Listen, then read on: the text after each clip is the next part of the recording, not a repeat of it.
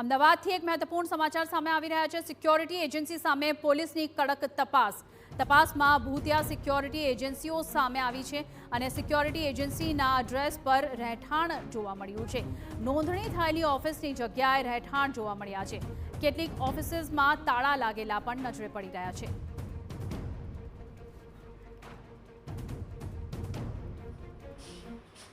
આનંદનગરમાં યુવતી ઉપર સિક્યુરિટી ગાર્ડે દુષ્કર્મ કરવાના કેસ બાદ રાજ્ય પોલીસ વડા દ્વારા તમામ ગુજરાતની સિક્યુરિટી એજન્સીની તપાસના આદેશ કરવામાં આવ્યા છે અને જે બાદ અમદાવાદ એસઓજી દ્વારા આ સિક્યુરિટી એજન્સી ઉપર તવાઈ બોલાઈ છે। ત્યારે TV9ની ટીમ છે કે જે સિક્યુરિટી એજન્સી કે જ્યાં રજિસ્ટર્ડ હોય તેવા એડ્રેસે જે છે તે પહોંચી છે।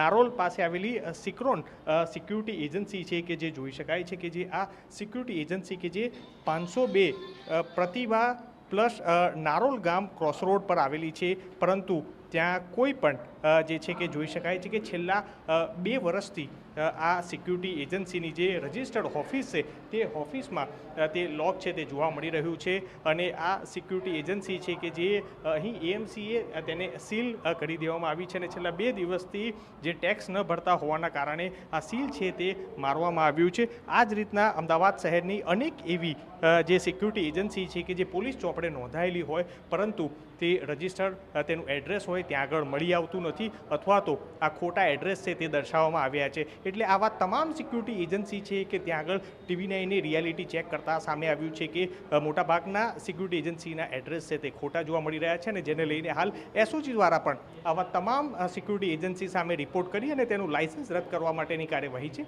તે હાથ ધરી છે। કેમેરા પર્સન હિરેન જોશી સાથે મિહિર સોની, TV9 અમદાવાદ।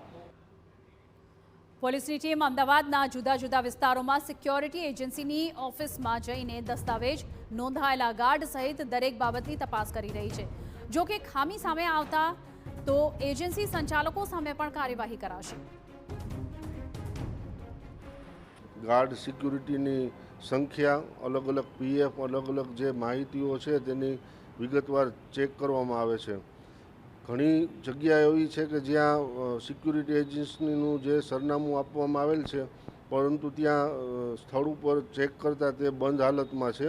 તો આવા જે હોલ્ડરો છે એને બોલાવી અને એનું પૂછપરછ કરવામાં આવશે અને જો કોઈ કાગળ અથવા તો લાયસન્સ નહીં હોય, રિન્યૂ નહીં થયેલ હોય તો તેઓનો રિપોર્ટ કરી આગળની કાયદેસર કાર્યવાહી કરવામાં આવશે।